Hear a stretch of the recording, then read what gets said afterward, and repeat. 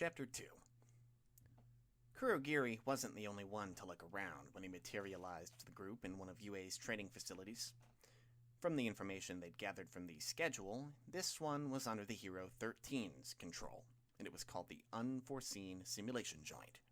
The descriptions that he'd read said that it was covered in different types of terrain, and as he looked around he could see that that was true. He could also see the teachers. 13 and Eraserhead, huh? He voiced his thoughts. The teacher's schedule that we received the other day said All Might was also supposed to be here. Ozuku gave him a look. The man-boy was standing next to the Nomu, and Kurogiri could see the way that he was looking around excitedly. He wore a mask so as to avoid any possibility of identification, and his clothes were simple, like Tomura's, though slightly more formal in that his black shirt was a button-up and his pants were pressed.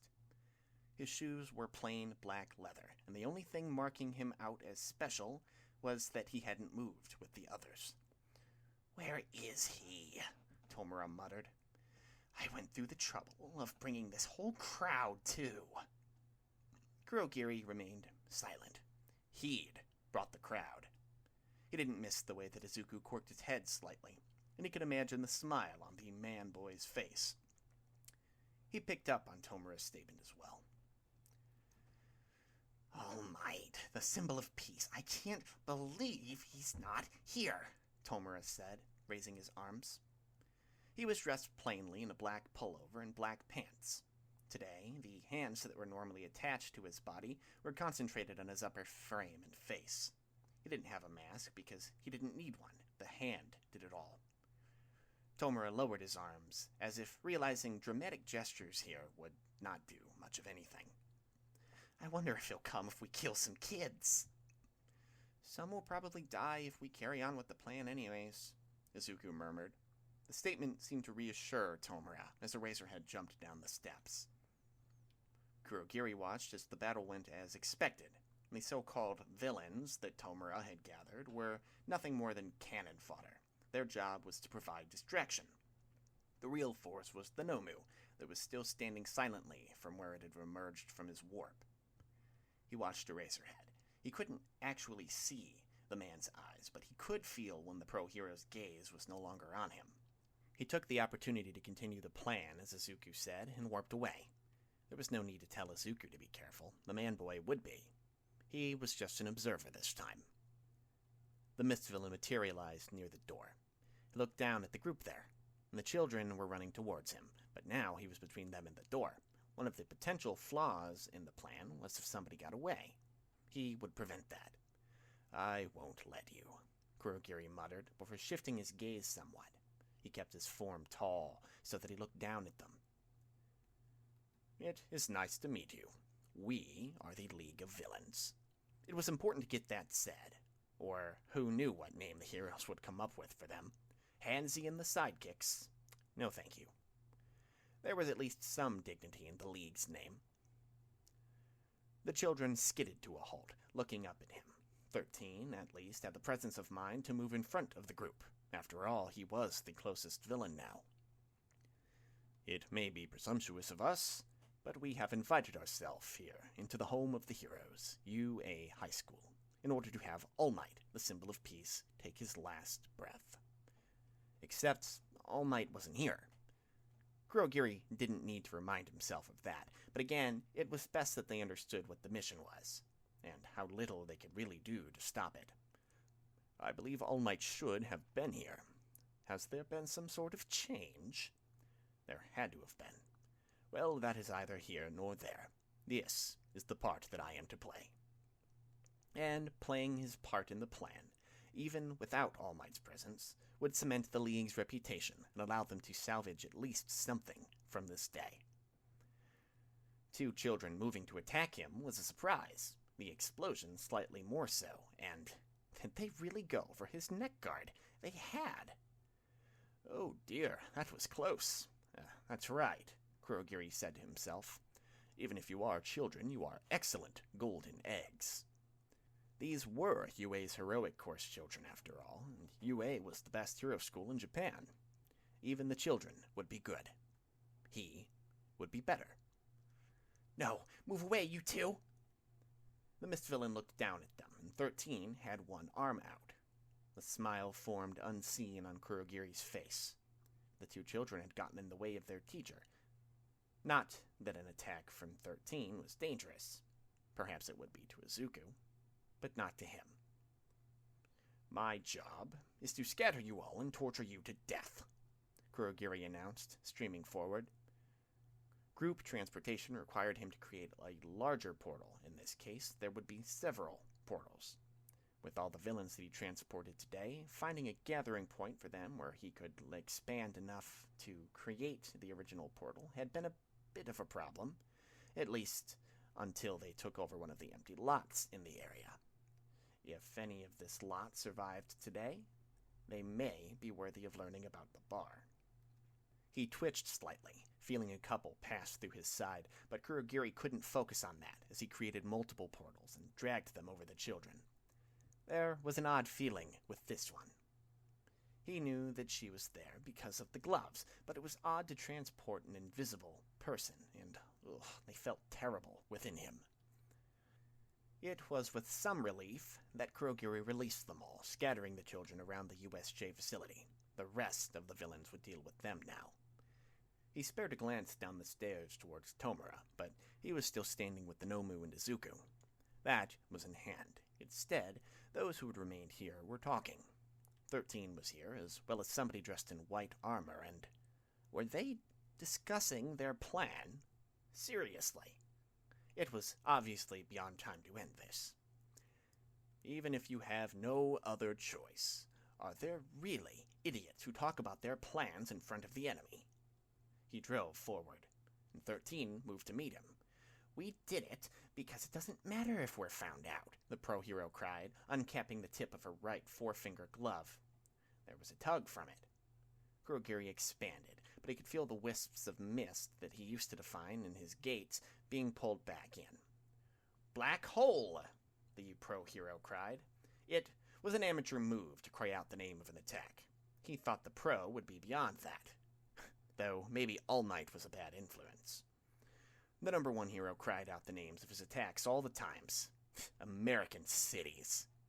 There was no difference between those attacks. They were all punches. "Black hole," Kurogiri said conversationally. He saw how the pro was careful to remain in front of the children. "It sucks everything up and turns it all to dust. I see. That is an astounding quirk." He ignored the mist that was being ripped from his body, as he had the irrelevant thought that it would be perfect for cleaning up after Tomura. No more dust in the bar.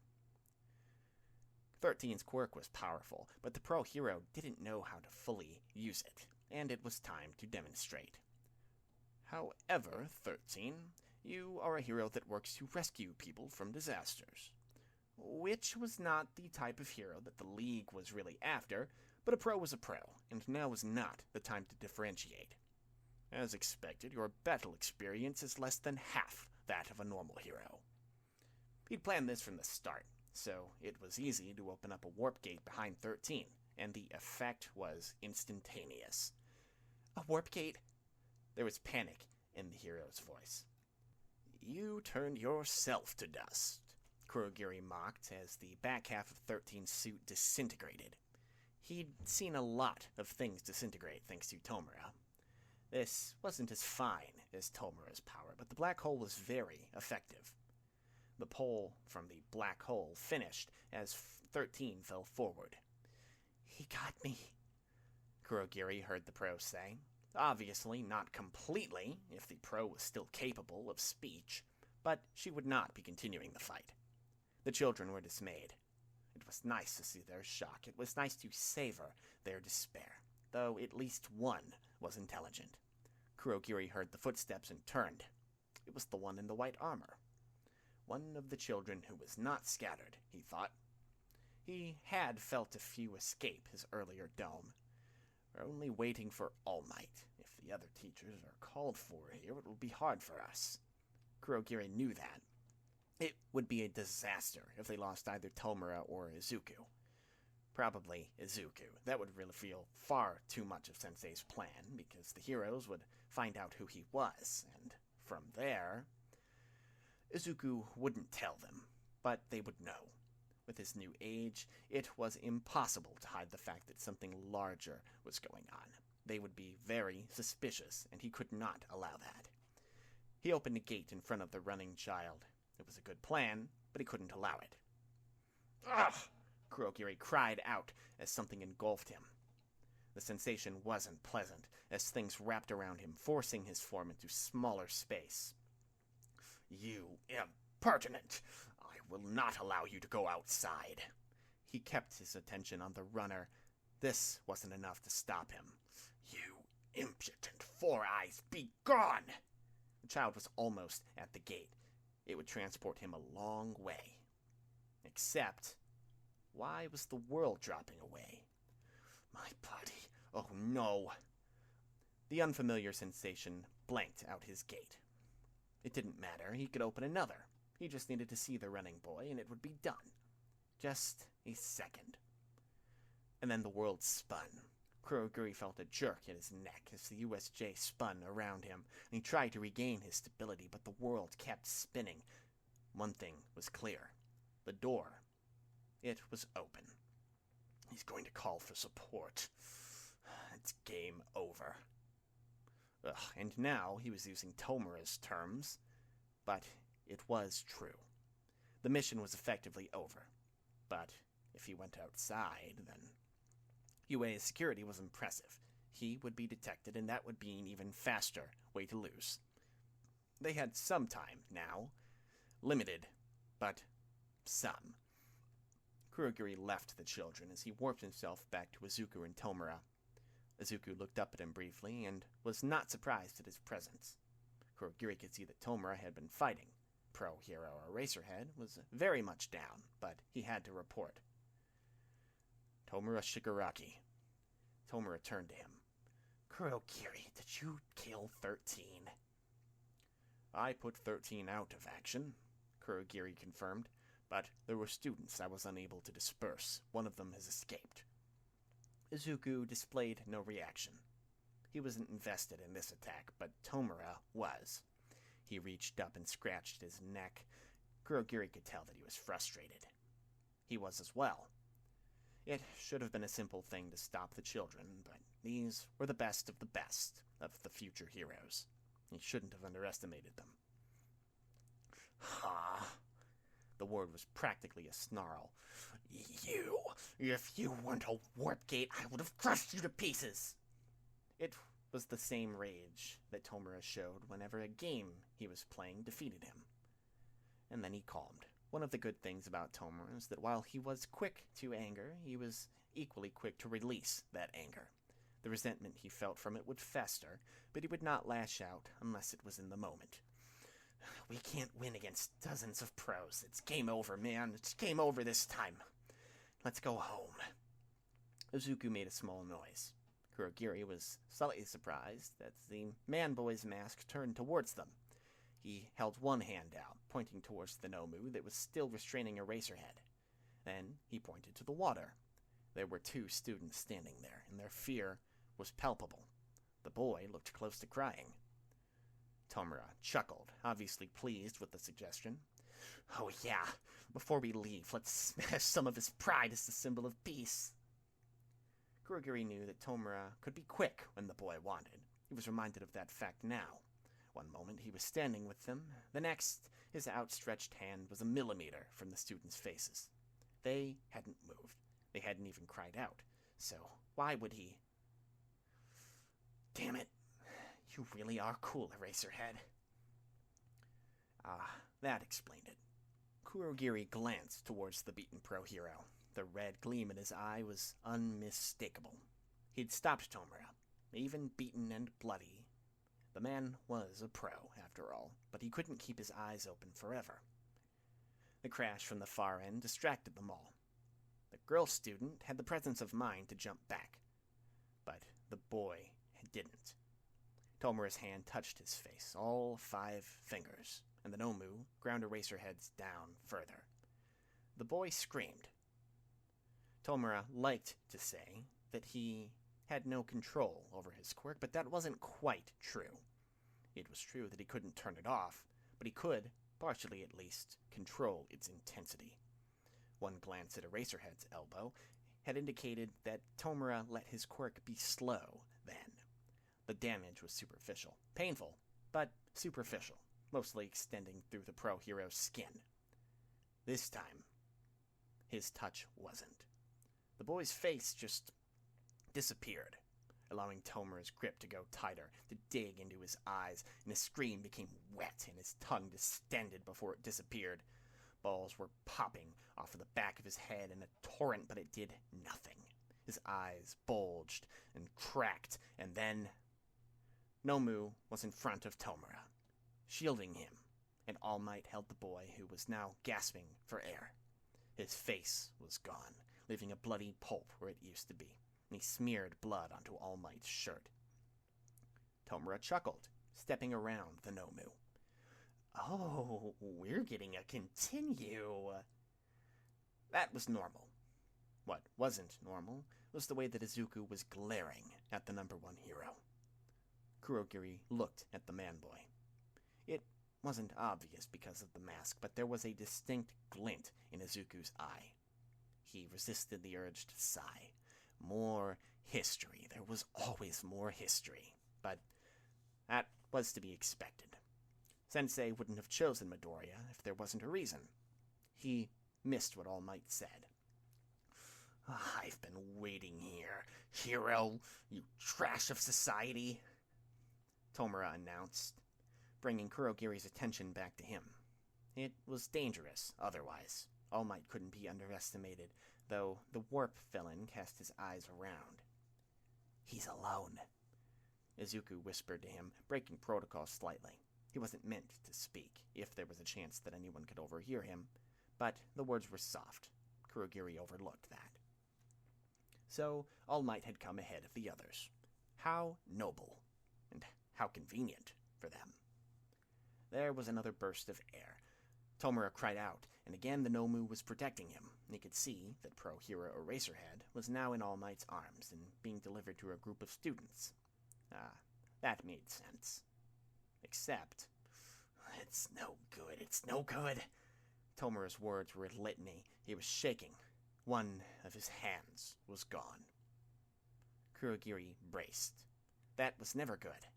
Except, before Shigaraki could explode, Izuku offered him the hand. For a moment, the Mist villain thought that Tomura would attack Izuku. Nobody touched Tomura's hands but him. The other villain didn't seem to notice. Instead, he took the hand back, cradling it gently. "It's no good," he whispered again, looking down at the hands. "I'm sorry, father," Tomura added, as he lifted the hand to his face, fitting it over his features. Kurogiri breathed a small sigh of relief. There wasn't going to be an explosion this time. They couldn't afford it. All Might had hit Tomura, and he was saving Eraserhead.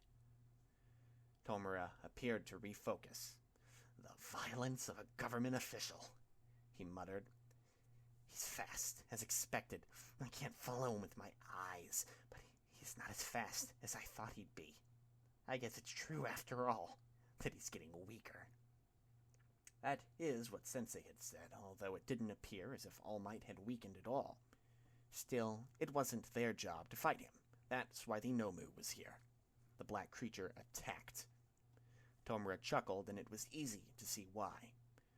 All Might was shocked that the Nomu had withstood his punch. It was understandable. The number one hero wasn't known for being weak, and even in villain society there were very few who could stand against him, even momentarily. "It doesn't work because of the shock absorption," Tomura told the hero. "In order to damage the Nomu, it would be most effective to slowly gouge out his flesh. Whether he'd let you do that is not a different issue, though." Of course it was. Nomu was made to fight All Might, and while by many measures the hulking creation was stupid, when it came to fighting, it wasn't. It knew what to do.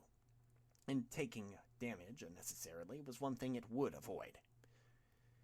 "Hey, you can make a warp gate that's a circle, right?" Izuku whispered to him. As Kurogiri did not look at the man-boy. "I can," he confirmed. All Might's gonna use a brainbuster or a pile driver or some kind of suplex, Izuku continued, whispering. And when he does... Kurogiri nodded. He knew those moves. And when All Might did that, if he opened a warp gate, the Nomu would have an upper hand. The Nomu charged, and All Might met his charge. All Might was more than just a hero thug. He thought about his punches, thought about his moves.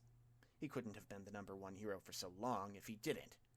But that was his downfall, because Izuku was right about his moveset. Kurogiri saw the moment that All Might took a grip on the Nomu and prepared to drop the creation backwards. Hey, hey! Tomura exclaimed. The move would not kill the Nomu, but it would stun the creation for a moment.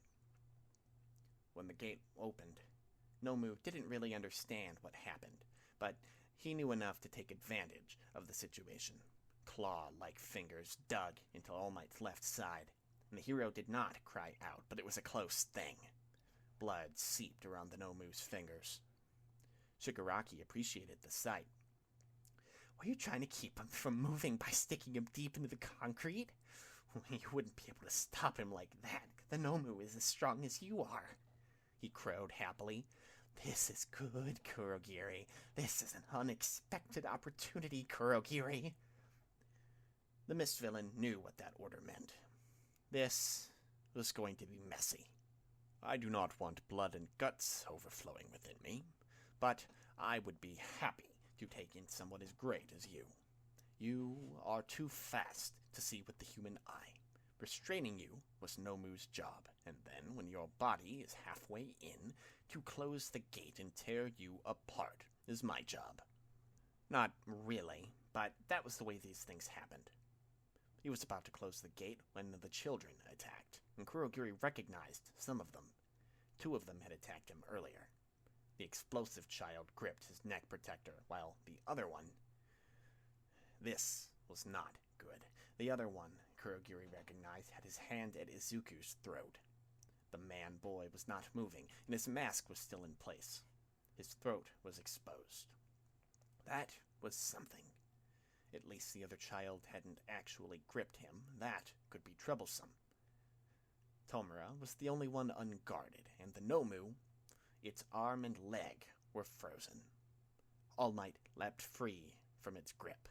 The Nomu was quick to move out from the warp gate, but it cost an arm and a leg, though they regrew quickly. They were at an impasse, but it was one that suited the heroes. There were no doubt other pro-heroes on the way. Tomura knew that, and he knew that while Kurogiri was trapped, they could not escape.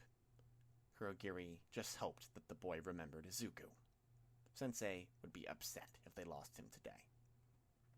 Nomu! Izuku snapped quickly. His eyes seemed to be fixed on the black creature, but from Kurogiri's angle, he could see that Izuku was actually looking at the child holding him. Was something there? Shut up! The child at Izuku's throat growled, but the word was enough. Tomura recognized the opportunity. He flicked one hand, and the Nomu knew what to do. The Mist Villain barely saw the movement, but he felt the child's grip release. He expected to see the child as a splatter on the floor. He wasn't. Instead, All Might was putting him down along with the other one. Even if Tomura didn't mean it, the Nomu had forced All Might to see the children first, meaning that Izuku was free to move around. Kurogiri wasted no time as he rose and stood near Tomura with Izuku. He protected the child, huh? Tomura asked rhetorically. Of course All Might protected the child. The #1 hero took a few deep breaths. The Nomu hadn't attacked him, but the damage was obvious. Do you not know how to hold back? All Might asked, still holding his position. Tomura stepped up to them. It was to rescue my companions, he said. I had no choice. Violence for the sake of others makes it admirable, isn't that right, hero? You know what, All Might, I'm angry. I'm angry that this whole world categorizes the same violent act act as heroic or villainous, deciding what's good and what's bad. Symbol of peace? You're just a device to repress violence. Violence only breeds violence, and the world will know that once we kill you. Izuku glanced at Tomura. Unless the boy was ranting at one of his games, this was actually a long spiel for him, and no doubt All Might would have something to say, but they didn't have the time. Thankfully, Tomura recognized that fact. Nomu, Kurogiri, get him. I'll deal with the children. Let's clear this and go home. Nomu charged, as did Tomura. The children were more aware now and ran. Kurogiri did not move from Izuku's side. They were in the endgame. If they got separated now, there would be no chance to regroup. Tomura never got the chance to attack the children. A shockwave from Nomu and All Might knocked him off his feet, but he was quick to recover. Sensei had trained that into him well. Damn! Hey, you talked about his shock absorption yourself earlier, didn't you? He addressed the number one hero. Yes, I did, All Might admitted, exchanging more blows with the Nomu. The wind pushed everyone back. Kurogiri hooked one hand around Izuku's upper arm as he was blown back towards Tomura. I can't get near him, he told the hand-covered villain. If your quirk isn't shock nullification, but shock absorption, then there's a limit to it, right? Tomura hissed. Kurogiri knew what that meant, and as did Izuku. The number one hero was correct in his assessment, though so far, Nomu was holding on. Shock absorption was not his only quirk. But Kurogiri watched as the landscape disintegrated from under the force of the blows. It wasn't going to be enough. He could feel it. He could see it in the way that Nomu moved, in the way that its head bent backwards. All Might was still too strong, or he was prepared to push himself too far. Kurogiri's eyes narrowed as he watched the fight. The signs were there. They were subtle. You had to look for them. But as All Might landed its final blow, literally driving the Nomu throughout the outside dome of the USJ, Kurogiri knew that while they had lost this time, it was only this time. That didn't mean it wasn't scary when the number one hero turned towards them. Izuku seemed not to be affected. He still glared at the pro hero. Hey, what's going on? Tomura was muttering. He's not any weaker at all. Did that guy lie to me? He reached up to scratch at his neck. If he didn't stop soon, he'd be bleeding. Sensei hadn't lied. Could Tomura not see that? Tomura Shigaraki, please, calm yourself, Kurogiri urged. Usually Tomura would have already been calm. It was a measure of his anger that it was lingering.